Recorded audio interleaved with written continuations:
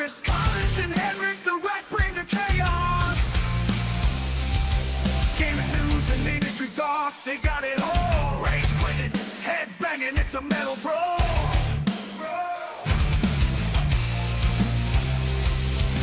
Mental meltdown, gaming in flames. Chris and HenricK bringing the thunderous rage. Video games and viral content, barricades, ripping through pixels, the ultimate game to get away.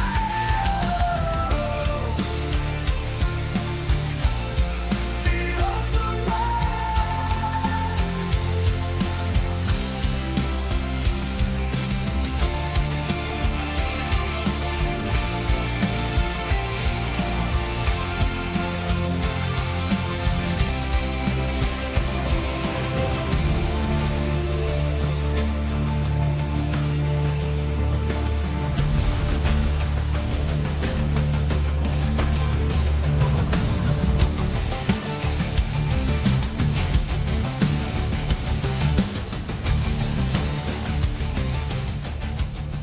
Dream over, I'm feeling the rage. Chris Collins and HenricK on the stage, talking gaming news. Industry that can't escape. We're reviewing video games, no need to debate. They bring the heat, spitting truth non-stop with fiery words. They're ready to drop, making waves in the world of video games. Collins and HenricK, they don't play no games. From console wars to DLC scales, they expose it all, making sure no one jails. The audience fired up, ready to explode. When rage quits on, you know it's a code.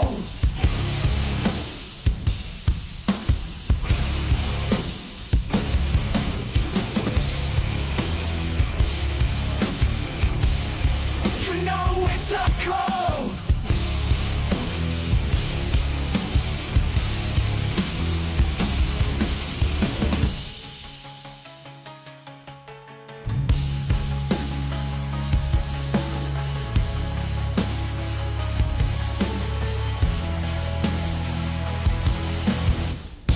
When rage quits on, you know it's a code.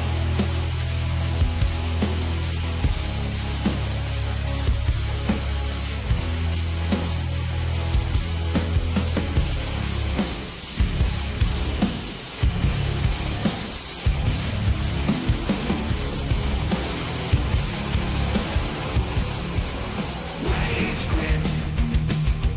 Rage quit. I'm losing my mind. Chris and HenricK, they're talking gaming all the time. Rage quit. Rage quit. It's a love-hate affair, but I keep coming back. Ain't nothing else to compare.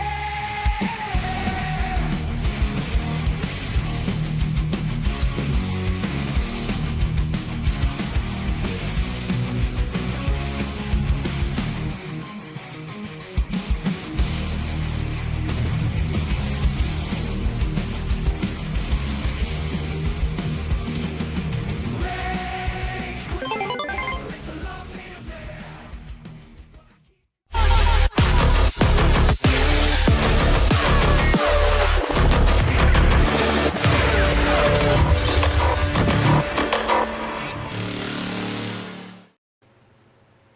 What's raging, gamers? Welcome to Rage Quit Video Game Talk Show. How you doing, HenricK the Wreck?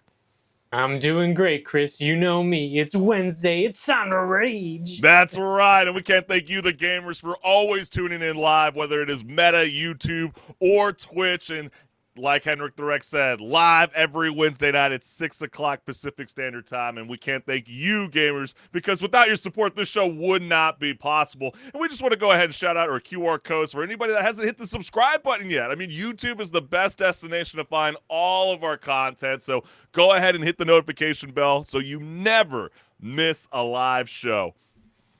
Yes, just like Chris said, YouTube is, in fact, the best place to find our content. And this is my QR code that goes to my YouTube channel. Just go over there, subscribe, leave some comments.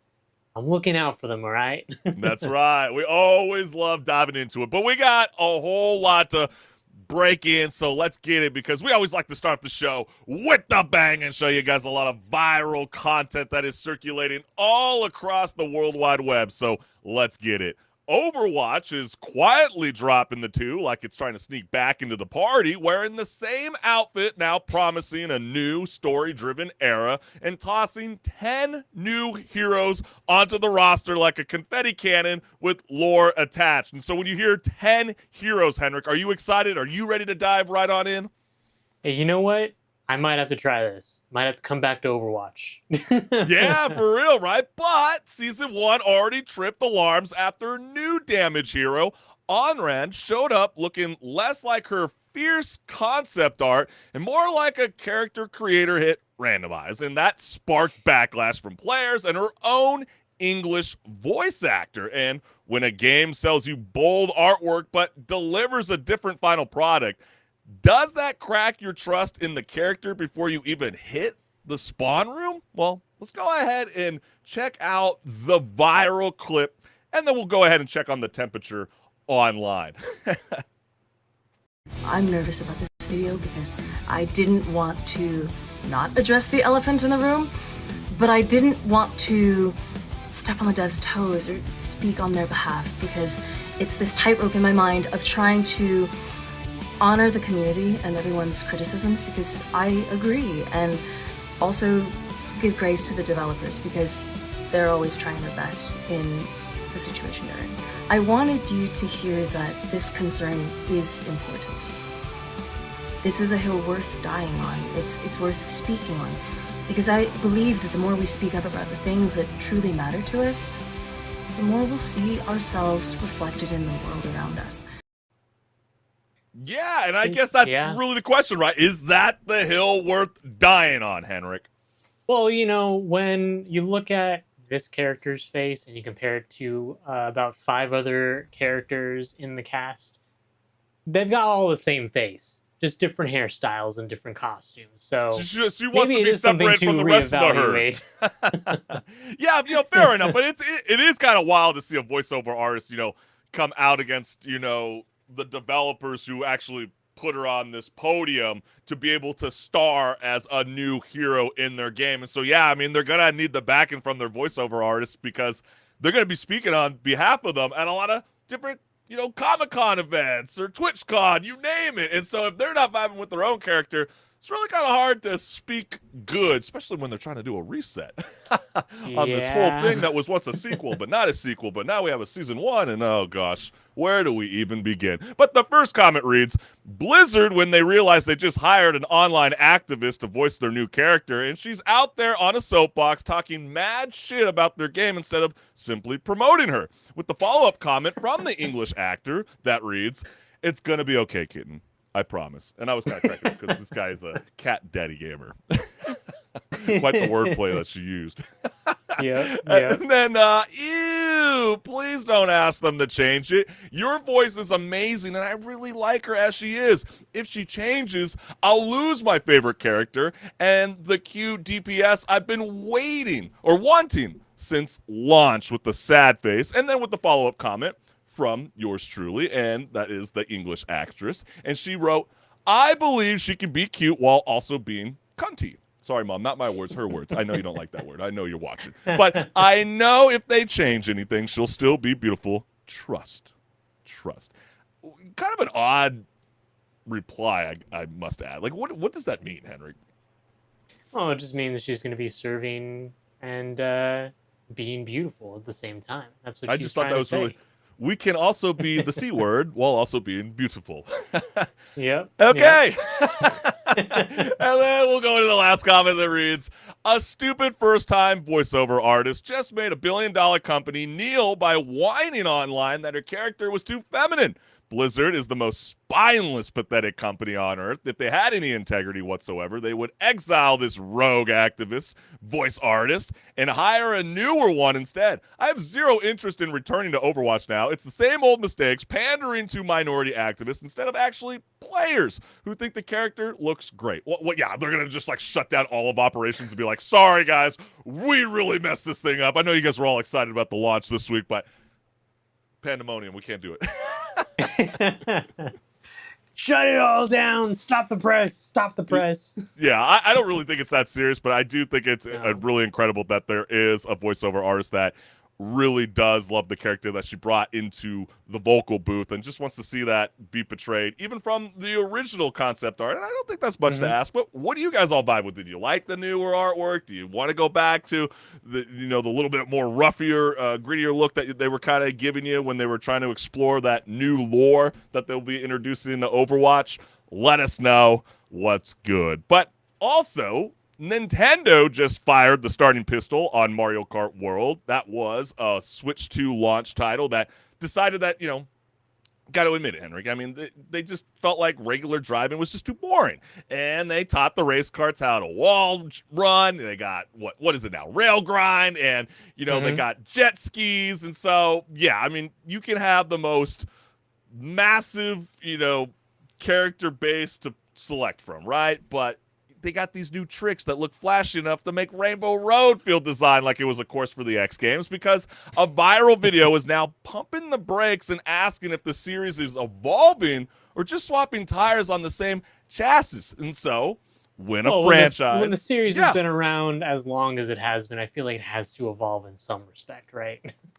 But that's what begs the question. When a franchise adds bigger spectacle and movement, Henrik, does it feel like a genuine innovation or just a fresh coat of paint on a kart you've been driving for years, right? And so let's watch the clip and then see why gamers are spinning out online.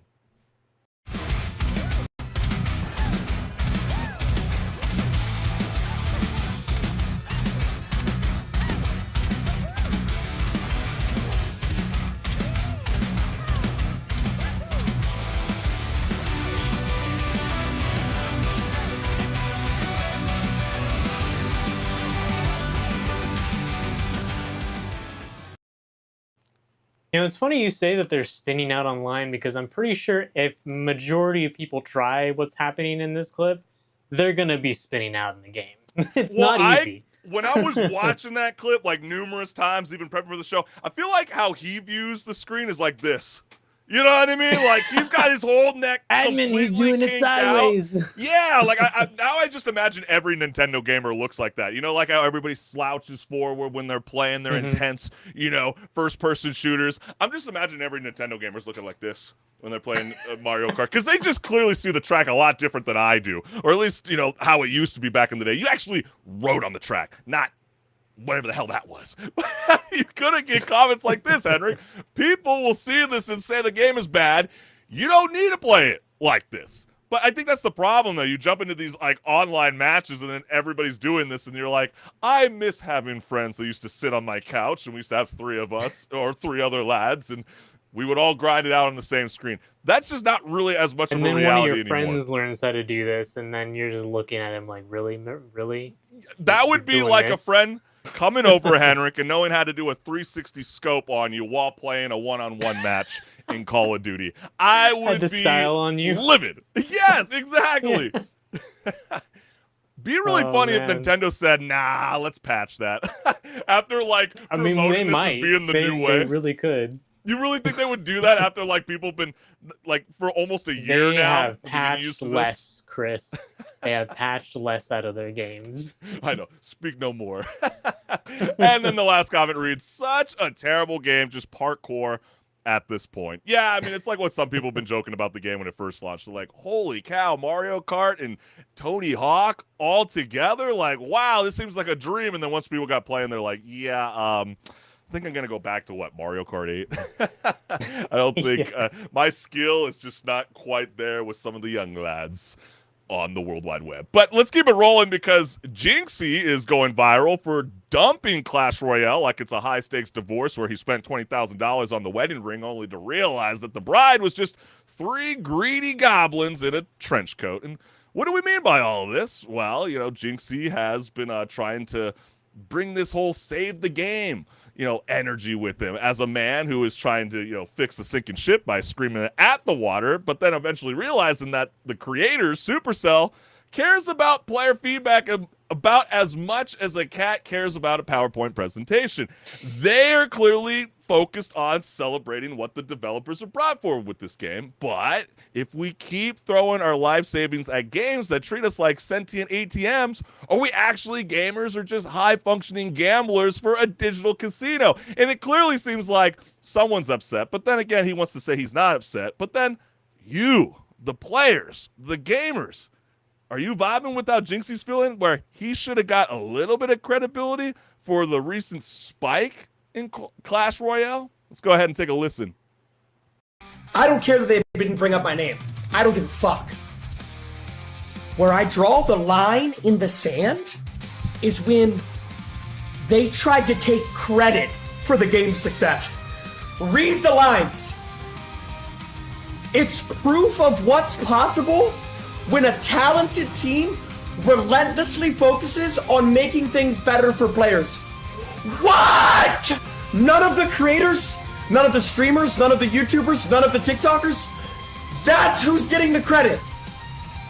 The team that murdered the game? Are you fucking stupid? You know what? Wow. He's got a point though, because games like this, they are held up by the community, because at the end of the day, they are the people paying for things in the game, and if they were not, bye game. Yeah, I guess that's fair enough. Let's dive right into the comments, because I know his buddy Sketch had to speak on his behalf, and what he tweeted was, "Not touching Clash Royale again until Supercell acknowledges Jinxie's impact. Disgusting to act as if the developer changed a game that's been the same for years. I'm done letting you be humble. From Clash to Rocket League and Rainbow Six, you revived those games, the only creator to do so and include the community of those games, while also bringing in even more creators. You changed lives and deserve recognition and compensation." Okay, this is all cats too. Numbers don't lie. The Jinxie effect is real. Pay that man. If they put like just one sentence, like he said, we thank the YouTubers, the TikTokers, and the content creators, do you still feel like he'd be satisfied? I still feel like he wouldn't be, HenricK. I mean, he clearly wants his name to be tied with Clash Royale's. What, you want your own little character? You want your own little card? Is that what you need, buddy? Like, I don't. Yeah, you do. Can buy.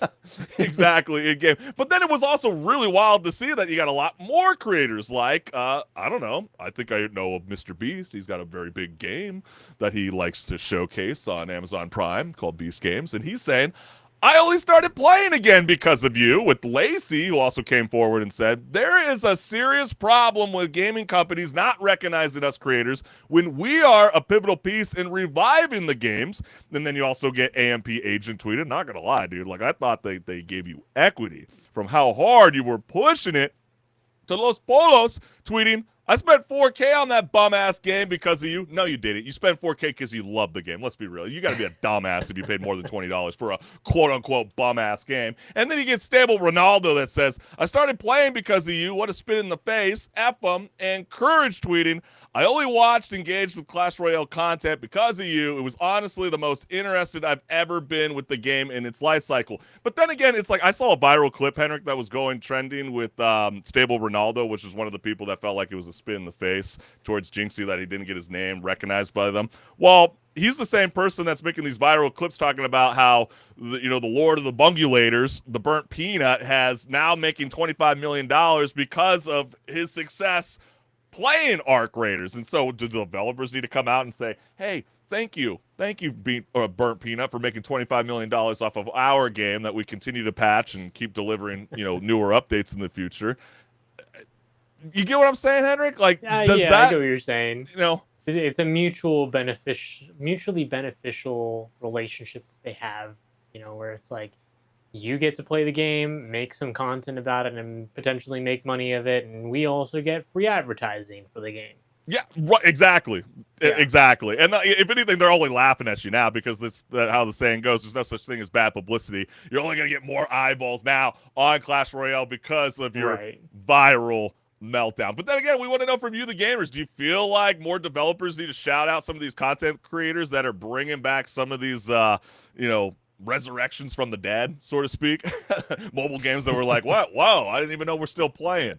Let us know what's good. But we can't thank you, the gamers, for always tuning in live every Wednesday night at 6 p.m. Pacific Standard Time, because without your support, gamers, this show would not be possible. So go ahead, hit the QR code with your handy-dandy phone, or take a screenshot, scan it later on. Go ahead and subscribe. Love you guys. Always do. Join along for the comments.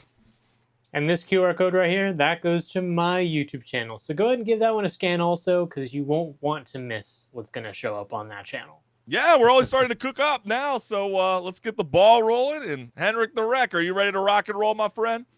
Oh yeah. Come with us as we delve into a game where we're going to hide in the shadows, yet also not, in Neo 3. You ain't lying.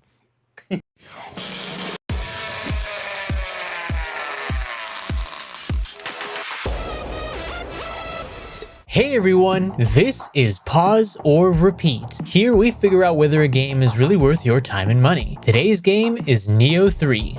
Neo 3 builds upon the core gameplay experience of the first two games. They've introduced a style shift system, which allows you to build two different styles of gameplay. The first is Samurai, a slower, methodical fighting style, and the second, Ninja, is a faster and more agile fighting style. You're expected to switch on the fly and experiment between the two styles, as the game encourages a blend of Souls-like and action RPG gameplay. Also, this one moves away from mission-based gameplay like 1 and 2, and instead you'll be able to explore interconnected maps in a semi-open world that they've developed for this entry. But now the question still stands. Pause or repeat?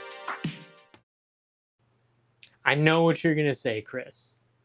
Man, another game that I have to have in my library and treat it like a 9 to 5.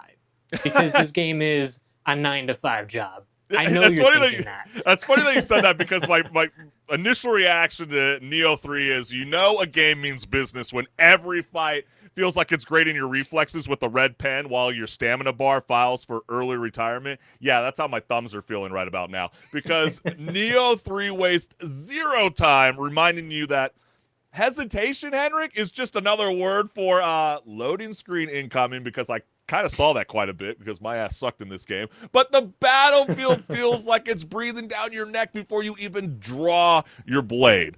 And did you get that same vibe from this?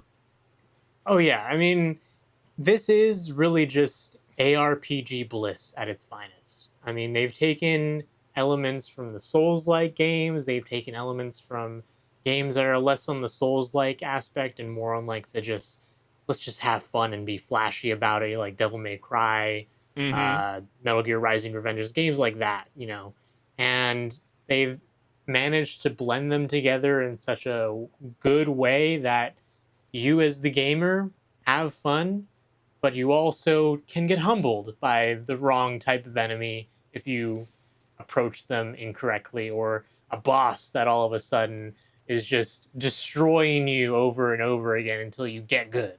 Basically. Right, or even when your curiosity peaks and you start going off in a different direction, and all of a sudden, here's your battle. You're like, oh crap, here we go. Was it always like this back then in Japan? I have no idea, but I like to think that what it was. But Neo 3 drops players into a dark, supernatural Japan where time itself is unraveling. I mean, it's tossing you across different eras to stop an ancient corruption spreading through history like it found a cheat code for chaos. I mean, it sets up really, really fast. And the journey blends that, like you said, like this very open world or open field exploration with this. Yeah, they didn't call it open tension. world. They said it's open field.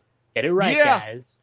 Yeah, I mean, it's almost like as if everybody's borrowing off that same. I don't know if it's so much Lies of P, because that felt like open world, but very linear, if that makes sense. But yeah, I would say this one, Lies of P is closer to like what Bloodborne did, where it's just like interconnected hallways. Well, not hallways, but like rooms and places. But yeah, this is more of like, here is an open area, and then you'll finish that up. You'll go to the next. You can always come back to it if you need to. Yeah, and it's always letting you roam freely while also reminding you that something horrible is probably waiting behind, the next village gate, for example. And so, like, HenricK, like, what stood out to you right away? Was it that, time-hopping feel, like the meaningful world building that you will see in this game, or just the excuse to just throw players into bigger war zones. What actually stood out to me the most, and I'm curious on what your thoughts are about this mechanic as well, is the ability to shift between the samurai style and the ninja style, because it lets you think about what you want to do when you're approaching enemies. Like, oh, do I want to just go in with my big sword and, just kill a bunch of people that way? Or do I want to lay back a little bit, throw out some spells, maybe be a little bit more stealthy as the ninja? And I really enjoyed that. It also lets you, if you die, choose again. Hey, maybe this approach I took wasn't the best. Let's try the other style and see if it does any better against this fight.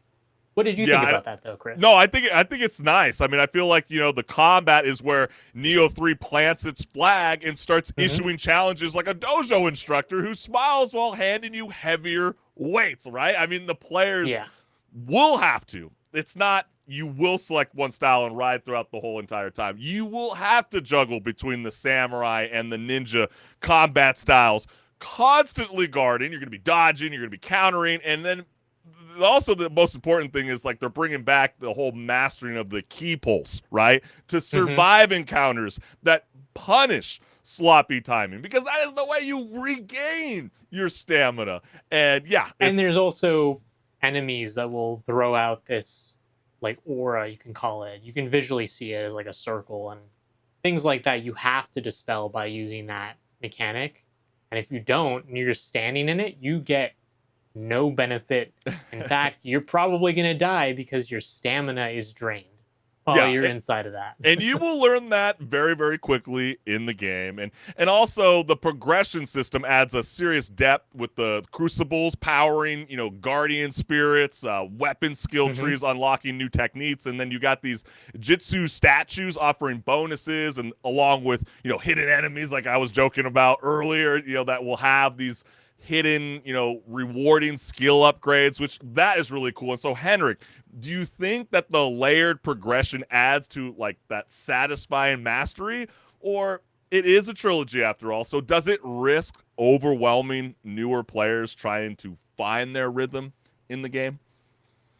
Yeah, it definitely could overwhelm new players to the series. I definitely see that as a possibility, but this series already has been known to do things where it's just not really the most new player friendly, and you kind of just have to learn as you go and learn from your mistakes. This game, I actually in the series would say is one of the easier ones for people to get into compared to the previous entries, where especially Neo 2, and some of those bosses, they are unforgiving. They're a pain in the ass, game. dude. They're Yeah. freaking pain in the ass indeed. So, and I'm with you. I this think is a that's good actually entry into the series. I think the good thing too is you don't need to actually have played the previous games to get into it. That's true. That's a plus. I know people always get scared of the whole 3, and that's why Overwatch had to drop the 2 and go back to the original, or maybe not. No one could be able to justify what Blizzard's doing over there. But yeah, I mean, it definitely feels like it's definitely not going to hold your hand. Newer players will definitely struggle.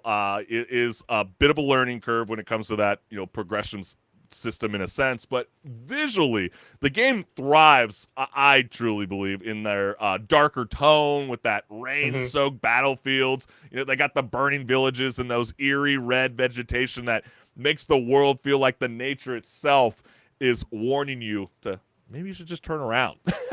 And like each time period delivers distinct environments too. I mean, you're going to see stuff from the frozen wastelands to lush but dangerous landscapes, all drenched in an atmosphere that sells that supernatural takeover beautifully, I would say, HenricK. And so did you feel like that shifting environments feel as though they enhanced the immersion for you, or just kind of served as a visual variety in a sense, just, between boss encounters?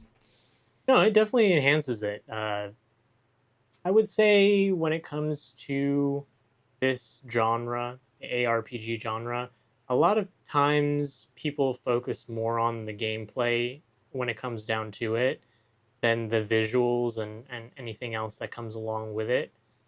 But, I mean, when you get good visuals to go along with some kick-ass gameplay, you can Uh-huh. easily get yourself immersed even more in what's going on and just feel even cooler as you're pulling off these moves against enemies, you know? Right, and like and we got to mention this too because like I feel like the story wastes no time pretending everything is fine, and then all of a sudden the clouds start acting suspicious, and then cities burn, civilians are getting caught in this supernatural crossfire that escalates fast, and then but I feel like the problem is the cutscenes. I mean, they sprint Hmm. through major moments. I mean, they're making the narrative feel like it's speed reading its own script instead of like letting the player soak in the drama, and so did the faster pacing keep you more engaged, or are you leaving yourself like wanting more breathing room in a sense for the story to be a bit more flushed out? Yeah, it's definitely fast in telling you some exposition, and it's almost like they expect you to not get everything the first time around you're listening to things because Mm-hmm. of how fast they're going with delivering these like bombshell plot points on top of you. But I would say even if that is maybe the weakest point of this game, it's still not bad. It's not a bad Yeah. part of the game. It still keeps you engaged enough to realize, okay, I know why I'm here enough to have a reason to go and kill those guys over there. Right. And And that's more than enough than most Souls likes will actually get to in terms of delivering cutscenes to you in a cryptic way, because a lot of them do get very cryptic. yeah, they probably spent more time on the character creation mode that you set up yourself in the first 5 minutes than they actually did with the story. Just have to say it like that. Yeah. It's just true. I mean, yeah, it's a fictionalized Japanese world, and they're trying to pick up on historical context and this and that. Would it be kind of cool to learn a little bit of something? I don't know. Just saying. But it doesn't kill off what Neo 3 has what's going. It doesn't just challenge your skills. It challenges your patience, endurance, and survival instincts in a way that rewards commitment and punishes hesitation. And so, for me, it keeps you coming back for more. And even if the story sometimes plays catch up with the action, so be it. But I'm telling you, fam, you're going to want to play this game. And this is a repeat. What do you say, HenricK the Wreck? Oh, this is an absolute repeat for me also, because I enjoyed Neo 1 and 2, regardless of how difficult or it can be sometimes, how much of a pain in the ass it is. It's a fun game. And I'm glad to see that 3 still has the difficulty, yet is even more fun than the previous, I would say. Yeah. So it's a repeat. Money Yes. earned, well spent, right? And so tell us, gamers, are you sharpening your blades in Neo 3, or are you roaming elsewhere? Let us know what's good. But man, we got so much more here left on Rage Quit Video Game Talk Show, so stick around, fam, and let's get it, HenricK the Wreck. You ready to rock and roll? Oh yeah, let's get diving into the news. Let's get it.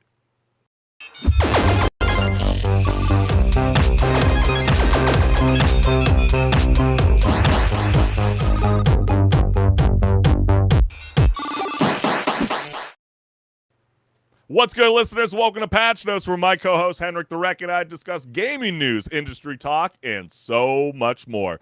Let's get it. As the memory crunch tightens its grip and the hardware prices keep climbing like they found a jetpack, HP is testing the waters with a gaming laptop subscription that lets you lease the dream without ever getting the keys. And so, yeah, look at this, man. Wow. Oh, that really seems tempting. I can't wait to sever on this subscription, right, HenricK? Holy cow. It's so $50, ridiculous, $130? man. Oh my gosh. I mean, you can swap for shinier gear each year and get that concierge level support and stack accessories on top of your monthly bill like bell services you never asked for, but you will never actually own the machine no matter how long you pay. And when gaming gear starts feeling like a long-term rental instead of something you actually own, is that smart flexibility or just putting your setup on a permanent lease? Holy cow. And so let's see what gamers are saying online with the following. And so the first one reads, HP has started doing laptop subscriptions. Instead of owning your laptops, you pay a monthly fee to rent one. We can't let this get normalized. We can't let owning a computer turn into a monthly subscription. Jeff Bezos, which, by the way, we covered this about a couple weeks ago, this viral clip, he also said he wants you to rent computing power from Amazon. That owning a home computer is insufficient and is going to go away soon. They can't endlessly profit off you if you make a one-time purchase. Is this the synopsis to Toy Story 5? We don't actually own the tablet. Is that what's going on? I don't. You've leaked the script, Chris. I know, it's exposing all of our flaws. It said, see, I can work for you, but you will never own me. Yeah, no, I think it's kind of wild. I mean, even when we were jumping on before we even aired, I was like, have they always done a subscription thing? Come to find out, HP, as of last year, rent out printers. Who would have thought that was actually a thing? And I actually have that note here. I got to just say it for all the people tuning on in, Henry, because this is just so insane. HP has a $6.99 a month where you can get a printer. It will be sent to your place. Good for 20 pages per month with auto-shipped ink and technical support. We all need that technical support, right? How do I put the USB printer? Yeah. into the computer, right? Who would have thought, right? But if you wanted to have up to 700 pages a month, you need to pay $35.99. Sit on that. Adds up. That really does add up. Is freaking insane. And so, own no assets, do no job, live like stray animals, breed, eat, sleep, die, with the follow-up comment that reads like a redaction, something that our DOJ knows all too well with the following. Own no assets, do job, live like stray animals, die. Fix that for you, okay? So, pretty self-explanatory. It's pretty wild thing. And then you're going to see comments that read, buy a PC with subscription, pay cancellation fees for the same, just like Adobe. And yeah, I mean, this let's is think about it here. So you rent a gaming laptop, you pay for Game Pass, you pay for whatever other subscription services like Adobe. There's way too many, guys. Yeah. Well, I mean, during the whole Final Cut come days, on. Final Cut days, you pay one-time fee like DaVinci is trying to push like crazy. You only have to give us one flat fee, and it's all yours. Adobe, it's a yearly subscription. They always promise new updates, even though they try to cancel Animate last week, and then enough public backlash made it so it's still available for a lot of animators out there, and even video game creators that still utilize that tool. I mean, it would be such a crazy learning curve not to move on to something else. And then, HenricK, we're in the cut the cable era. It's still been going. I mean, we have streaming services, streaming wars. This is the reason why Netflix and Paramount are coming after each other, because they all want the monthly fee. And HP is clearly seeing, how do we make money if I only sell you a laptop and you never come back to us? We would like you to go through us, not Best Buy. Not us and not Target. You know what I mean? Like, I think that's kind of what they're thinking. And then you get this last comment that reads, born too late to afford a house, too early to explore the stars, just in time to finance a subscription to a laptop. Man, is it really all that doom and gloom, HenricK? Because, does this model help new gamers enter the PC space or lock them into this endless upgrade loop? Well, I'm sure that it is a tantalizing little deal to look at the price of a subscription for a gaming laptop compared to buying it outright. We might as well throw up that image back up again, because it's just crazy. We got to see this. Exactly. High-end gaming with no compromises, $130. But then their everyday gaming with great performance, $50 per month. I don't feel like these pricing is justifiable for what they want. I really don't. I mean, and it part needs of that to be cut. Think about it also like this. When you have a gaming laptop and you've actually invested a good amount of money into it, we'll say like $1,500, $1,500 to $2,000 is probably like a good sweet spot for a good laptop. That's for gaming. That's going to last a while, maybe like 3-4 years at least before you really even want to think about upgrading it. If you're spending that much money per month, and then you're comparing it to that pricing, it starts to not make sense, especially when you consider, okay, well, after the 3-4 years when I want to upgrade, maybe I can sell my laptop and recoup some of this cost. Well, now it doesn't make any sense because you've just now made the subscription costs be more money than just buying it That outright just at the end of the seems day. this just seems like crazy hefty in my opinion. It just seems totally out Yeah. of control. It's like, why would anybody do this when you can go and do like an Xbox console or get a PlayStation 5 and go get the PS Premium and go pay $160 for the year, and then you're gonna have like endless amount of catalog of games to play. But then it's like, what, you want to play the one new game and then you're gonna be paying $130 just so your FPS can link up with your shitty internet lag that you have in your little condominium that you have to borrow from everybody else in the same apartment complex. I mean, I just find it so insane. And it's like you said too, it becomes that point where even if you buy into the subscription and it reaches that MSRP rate, it's not like you get to buy it after you already paid full price for that laptop. It's not like how leases with cars, where when the lease terms are up, they give you the offer. Do you want to just buy the car outright? Yeah, just flat out, right? Left? That's not what they're doing, gamers. They're not and that's doing what's that. so crazy. And I feel like it's like part of me, HenricK, makes me think of some of my buddies out there, some of my gamers. And like we literally had this situation last week where one of my buddies heard about all the backlash with High Guard. He wanted to play, and I was like, dude, we reviewed it. We really didn't think it was all that bad. Yeah, it needs a little bit of minor tweaks here and there. They listened to us, apparently. They added a 5 versus 5 after the review process. But then all of a sudden, HenricK, what was so crazy is he goes to load up the game, and then he's like, oh, shoot. I have a Windows 10. I don't have a Windows 11. I can't even play the game, but I can play Fortnite and Arc Raiders. And it's almost like as if HP Laptops gaming subscription is banking on these people to be like, holy crap, I don't have the money right now to be able to pay $3,000 or $1,800 for a good sale on Amazon or wherever you're going to go to buy your devices. And they're banking on these people to be like, why not try us? Why not? Because when you're ready, maybe then you can invest. But we have something for you now. Is that, but then again, we want to know. That is exactly the kind of situation they're hoping for, is someone's going to look at it and be like, that makes more sense than what I was thinking, which is going to buy a gaming computer outright. But it seems like everybody wants to be a PC gamer nowadays. Everybody does. Yeah. And good thing they can rent out accessories too. And a $3.99 USB-C hub, and God knows how much they want for a mouse. But because you will your fingers are going to start to hurt when you start happy. using that tracking pad. You're going to be like Sid Wilson, from Slipknot being a DJ, trying to game out on your Arc Raiders or whatever. But tell us, gamers, is HP solving a pricing problem or just repackaging it into monthly installments? Let us know what's good. But all right, HenricK the Wreck, gaming entering the cinema world is nothing new. But what's dividing gamers this time around? Break it down. Well, Craig Mazin, the architect behind the Last of Us TV series, is rolling the dice again with what? Well, Baldur's Gate 3. So I know, that's pretty wild. Think about this, though. But instead of retelling the game, this series is jumping straight into the aftermath like it found the studio's save file and hit continue. Yeah, because remember, Larian Studios didn't want to move forward with this. They they said, lost the passion it's not for our, Dungeons not and our Dragons. IP. It's not our IP, so we don't want to do anything else with it. I think that's fair, but now it's Craig Mason's turn. Yeah, exactly. He's stepping in and taking up the reins, in a sense. But this means that new and returning characters cleaning up emotional...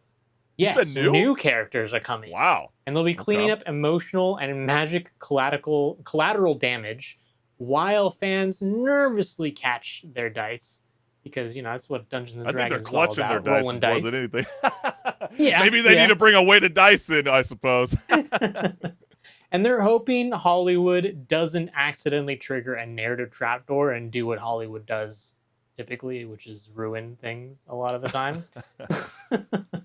So, when a show decides to expand a beloved game's story instead of retelling it, the question is, does that spark excitement, or does it set off an internal alarm in your head thinking, please no?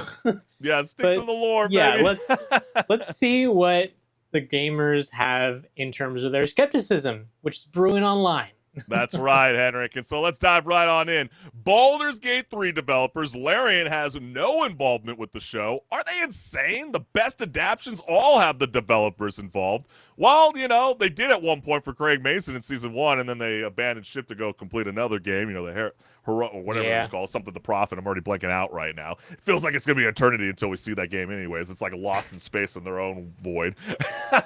But it's like, has anybody forgot about Chernobyl? Did anybody watch that? I know that's not really geared towards gamers, but that was a fantastic limited series by Greg Mason. I recommend everybody watch it because it's highly educational and it's a fantastic piece of art. It is a very good show. I am with the people that have a little bit of skepticism because The Last of Us season 2 is really kind of like, wow, I'm a dad, and and all these other little cringy things that weren't necessary to have to bring into this TV series. I don't know why he felt like he had to deviate away from the game script when it's all there.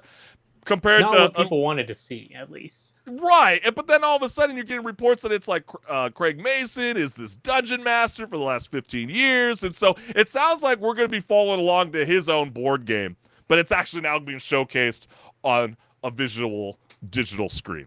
And are you excited about that, HenricK? Do you feel like that's going to work for something like Baldur's Gate 3 that has all kinds of different endings? And where do they begin on? Well, at least he's not trying to retell the story, I'll say, because that wouldn't make any sense. Well, we wouldn't want him to.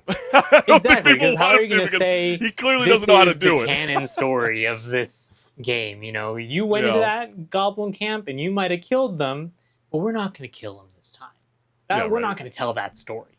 Well, that's not the story I want to hear. I want to hear what I did. Yeah, fair enough. And I think that is really, really tough thing to have to do. But then you also get comments that read, Mason used to be everyone's darling after Chernobyl and The Last of Us Season 1. How quickly popular opinion shifts. As for the show itself, I'm skeptical. Feels like something that suits at Hasbro dreamed up, deciding to borrow beloved characters after failing to sell a pure D&D branded show. In my opinion, any sequel to Baldur's Gate 3 should be in game form, though I guess with this and the previous news about the Sanderson Cinematic Universe, we can put the idea of streamers giving up on high-budget fantasy to rest. But then again, it's like Dungeons & Dragons is slowly emerging. It's trying to be the next Star Trek, not quite Star Wars. It's trying to gather up the millennials and Gen Xers that are still smoking the stogies. That that movie that they came out with a couple years, I believe it was called Honor Among Thieves. That was a good movie. It didn't really do crazy numbers in the box office, but it was something pretty good actually. So hopefully they take some learning from that and decide to throw it into this, but we all know Hollywood cuts corners with this sort of thing, unfortunately. Yeah, and then you're also gonna get people that tweet stuff like this. I gotta say, it's gonna be incredibly difficult to please game fans with this one. I'll definitely watch it, but I'm planning for just a fun D&D show with dragons and magic and monsters and shit.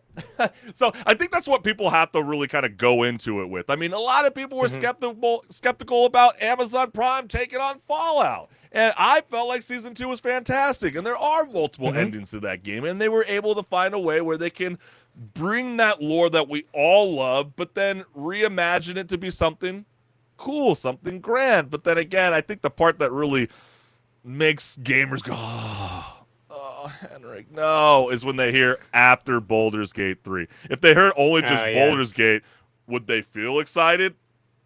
I don't know.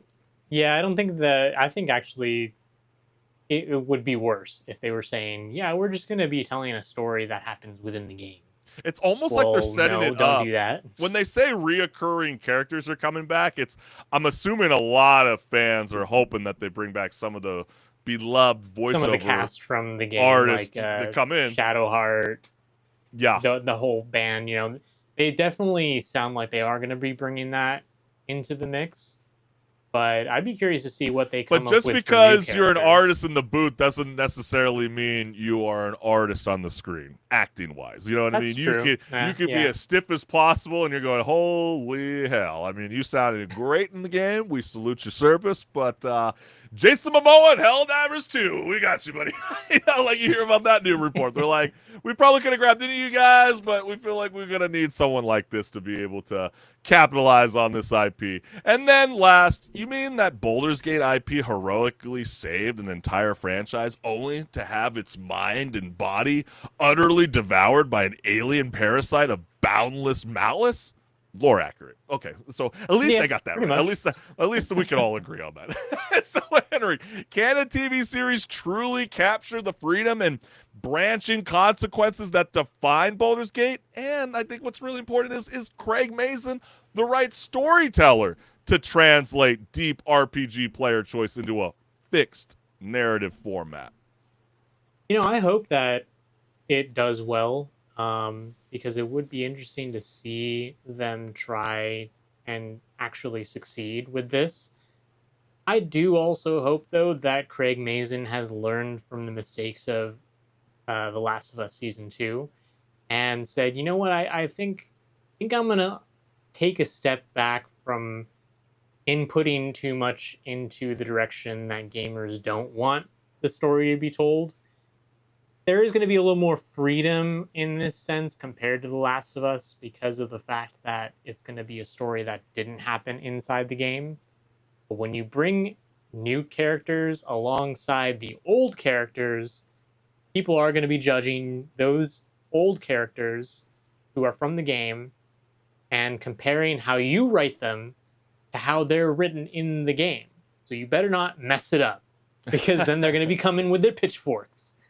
Yeah, I mean, I feel like with like Baldur's Gate and all of its success, I mean, it is truly, truly massive about what they have accomplished. I mean, think about it. Over 15 million lifetime players. They have over 34 industry award wins and made history as the first game to win all 5 major Game of the Year awards. So, damn right, gamers want to have this story told perfectly, and it's going to be a tough task, a tough order, and it's either going to be a global success or it's going to burn in the ashes, and we'll all just forget about it and be so thankful that Divinity is up next for Larian Studios, and that game will get Dusty in the Attic on a board game. It'll be a way for us to see whether it was Larian themselves that actually breathed new life into the series and brought their magic, and if they're gone, maybe. But I also think too, like exciting. Even just to wrap up this one topic of conversation, HenricK, it's like, even with like the Fallout series, for example, they bounce around to different scenes all the time, right? And so you have to follow multiple storylines even within their own show. And some of the criticism from non-gamers was, wow, I feel like I was missing out so much lore, and my boyfriend or girlfriend is speaking in my ear going, hey, did you know what that is? You know what a stim pack is? You know what that thing is? You know the cold fusion? And I think if Baldur's Gate TV is going to be successful, they need to be able to invite everyone in. You can't go into the show and only be like, oh, I picked up on that and only a gamer will. I think that's what's going to be a failing moment for HBO. But then again, we want to know from you, the gamers. Tell us, how do you balance fan service with, fresh storytelling that stands on its own? Let us know what's good.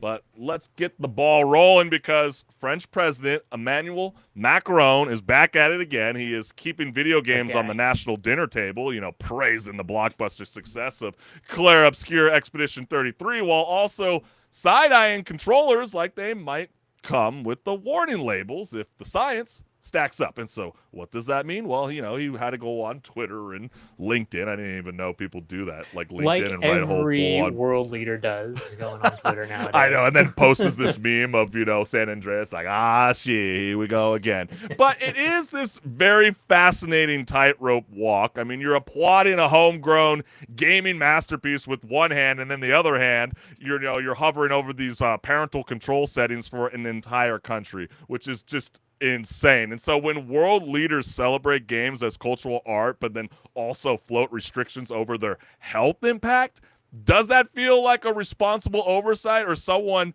about to unplug the console mid-save? And so that's where gamers all around the world were reacting online to the following. So let's go ahead and dive right on in with the first one that reads, thought we moved on from this kind of thing in the mid-2000s. Clearly, we have not. And I think, especially with Emmanuel Macron, he's basically saying, like, hey, we don't have enough scientific data to be able to prove whether this is actually having an impact on young people. Oh, brother. I see you this shaking guy your head. Stinks. Yeah, I feel you. I mean, if you get comments that read the scientific research part is the red flag. Governments usually only fund those studies when they are looking for data to justify strict regulations later down the line, right? I mean, That's yeah, a good I feel point. like Yeah. yeah, I mean, that's definitely a real thing. But then again, don't you think it's a really odd time where you're celebrating, such a massive milestone for such a small, studio, Sandfall, with their success of Expedition 33, and then all of a sudden to turn right back around and then talk about Fortnite in a French press and be like, hey, we really should explore, these Disney characters, coming along with the violence, and if it, I don't know if I want my kids to see this. Just to drive home how much they've been praised in France recently, they were knighted. Okay, the devs of this game were knighted in France for their contributions to French art. That means that the French government definitely does care about what they've done and think that what they've done is actually really cool. And then they go and do this. Yeah, but then it's also, you get comments that read, soon we'll have to scan our driver's license just to play Mario Kart. And we're already there, fam. I mean, we have already seen the news with what Discord is going through. They're basically having this new position where they're like, change. yeah, they're like, we're going to be teen-only service if you don't want to verify your identification with our platform. And so they're following along with, Australia, for example, about, young adolescents being even a part of any kind of social media platform. And, I've always had this kind of stance. I've said it numerous times on Rage Quit Video Game Talk Show. I feel like at this point in time, especially with now these whole sandbox interactives, any game moving forward that has chat feature, not violence in the game. There's going to be all kinds of violence. Football, for example, okay? It's a violent sport, all right? But it doesn't mean to be labeled M for mature, right? Any chat feature needs to be labeled under like 16 and up or something like that, or 15 and up. Because the minute you add a chat feature, I think a lot of gamers would express that nobody wants to hear some squinty, high-pitched kid on the other end playing Call of Duty or Arc Raiders with us. You know what I mean? No, yeah, I'm right there. I understand that. I don't want to talk to some kid online. I really don't. I don't. You know what I mean? But then again, I it's don't want that what, in my lobby. what we clown about Steam all the time. You ever notice when you guys go on Steam from your computers and you're like, hey, let's go check out Neo 3 and check out the trailer. It's always on year 1977. So these parameters always never seem to work. And so it's going to be funny whether, even the identification process is even going to work, because we've already explored it last season with Gary mods. Where people were out, remember with the Roblox. Their identification by like showing Death Stranding 2's photo mode or Gary's mod characters and getting by. But you know what's also really wild too, HenricK? I was just doing my taxes this year, and just to be able to log into the IRS page, they want you to use your phone now to be able to scan your face. I haven't done that with your driver's license. Yeah, gamers, if you don't know that, that's what they're doing right now. And it wasn't working for me for the whole time. I had to keep taking off my glasses. Just to be able to let it register. But this is where we're at. I mean, everybody wants to sound the alarm over where Australia is doing or what the French president's thinking. We're already doing that right now in America.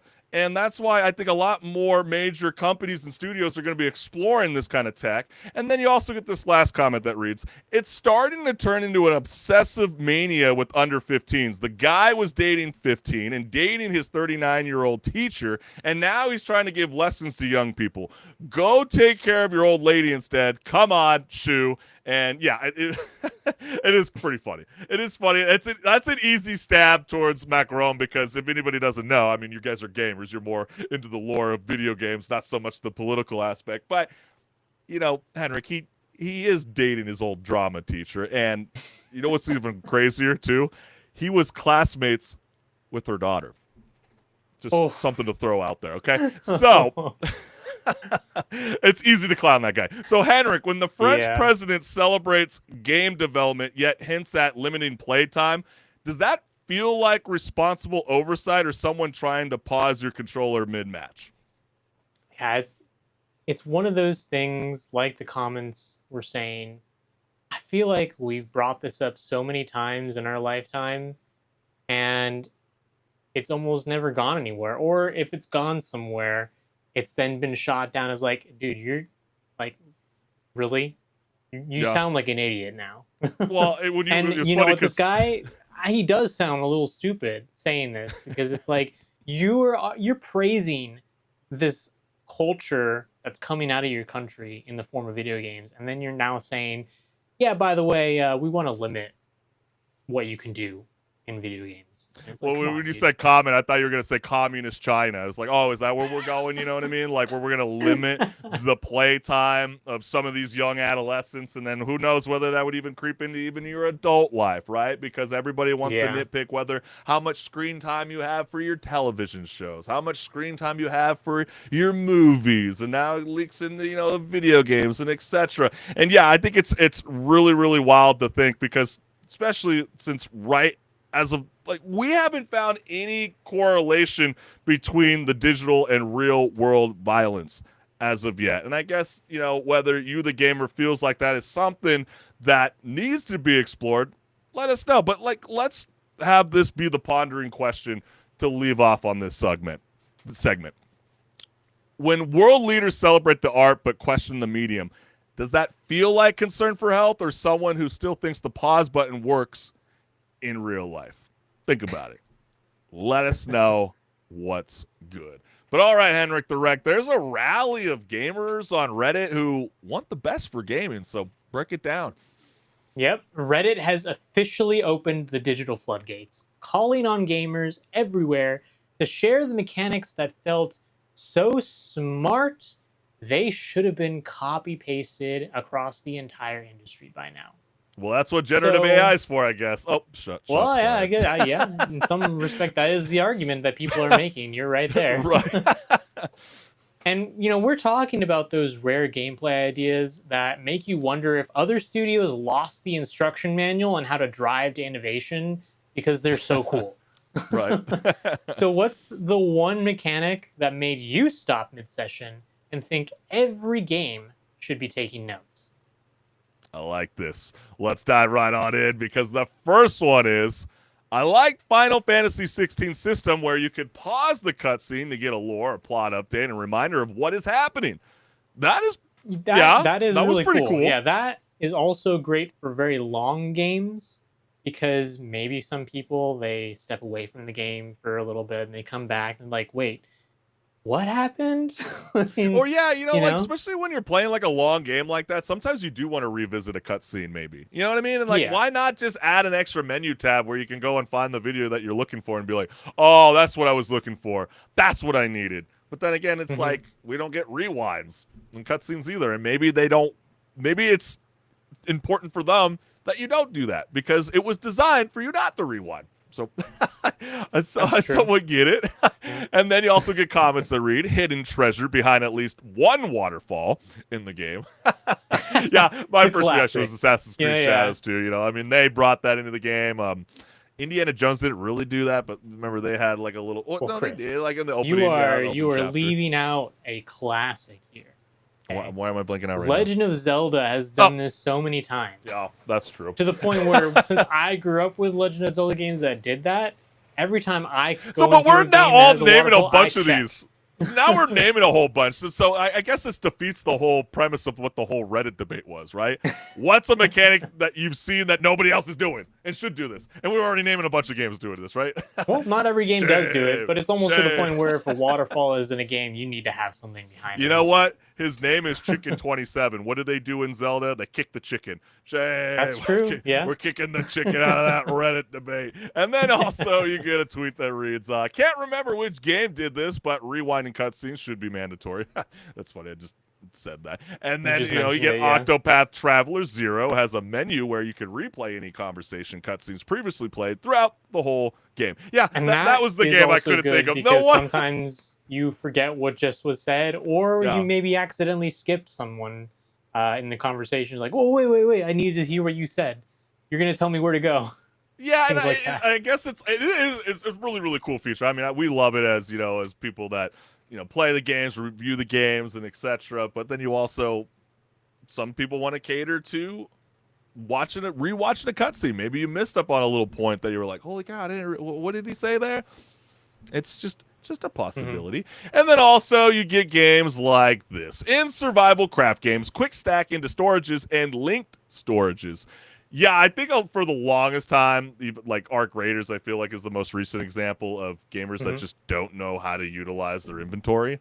I mean, there was even people that had no Inventory idea management that. is a real thing. Well, people didn't even realize you could turn your free loadout into a green loadout for free, essentially. But yeah, make it easy on us, all right? Don't make us individually have to click, each box. If I can literally just click one button to just repackage everything, we love you developers every single time for doing it. So yeah, pick up on that. And then you also get not so much a mechanic, but in-game encyclopedia documentation. It is somewhat annoying in some of the games that I've played where I am trying to either confirm details related to a specific items or even trying to learn about the particular aspects of gear and having to rely on fandom wikis where a lot of the info is either out of date or straight up incorrect. I'm not And expecting there's a ton of ads on their website.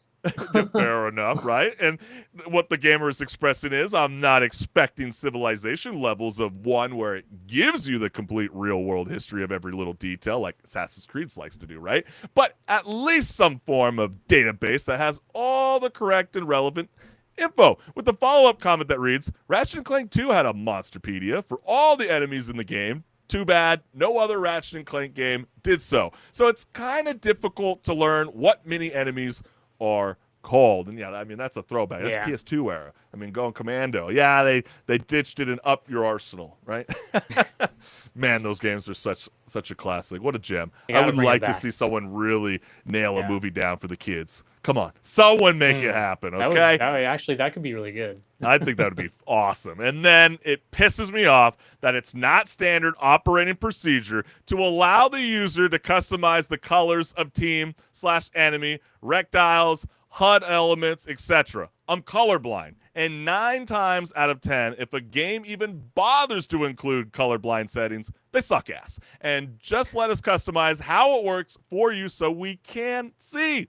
Damn it. And I think that's a great point. I mean, that's always something that, it's, we're always celebrating accessibility features when it comes to, different controllers, but we also sometimes forget hearing or visuals, on screen to be able to bring even more of that immersion that we all love from the game. And I think that's an incredible example. I think that should be always on the top of the sheet for things to do for every developer moving forward. Always think about our colorblind community in the gamer space. But HenricK, you're gonna have to lead this charge.